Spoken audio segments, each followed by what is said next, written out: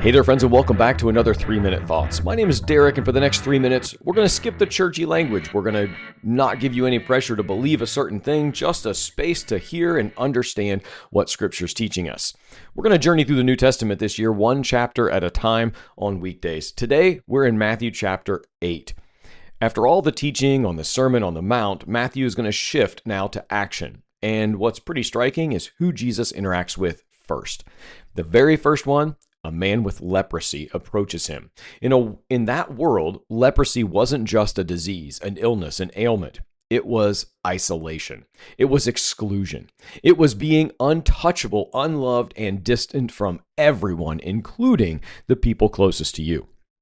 The man doesn't demand anything. As a matter of fact, he says, "If you will, you can make me clean."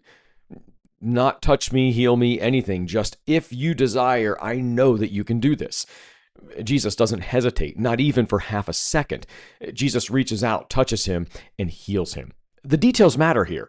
Healing could have happened from a distance, but Jesus crosses a social and physical boundary first. He walks into a place where he shouldn't be, a place where the lepers stood. This was a big deal for them. Jesus crosses boundaries all the time, especially when he comes to find you and me today. Then a Roman centurion comes asking for help. He's part of the occupying force, an outsider with tremendous power.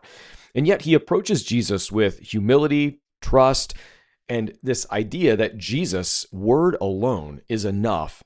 Jesus is stunned by this kind of faith, found not inside religious circles, but rather from this man outside. Later, Jesus calms a violent storm while his disciples panic. Afterward, they ask the question that Matthew wants us to hear: what kind of man is this? That's kind of the thread running through the whole chapter. Jesus heals the unclean, honors an outsider, confronts fear, restores people who others have given up on. And through it all, he keeps redefining what authority looks like. It's not about domination, it's not about distance, but rather about presence, being here in the moment. As we look at all these stories, we see the character and person of Jesus. He's not just some distant God. He's not just some foreign entity. He's not just some person up in the skies, the man upstairs, air quotes there, as some people call him. He's rather a God who became personal, personable, individual, and real. Jesus wants to come into our lives, crossing physical and spiritual boundaries all the time so that he can be a part of our lives. Most of us want a powerful God, as long as that power works on our terms. Matthew 8 suggests something more unsettling, a God who notices the people we avoid, touches the places we're afraid of, and asks us to trust him in the midst of our own storms.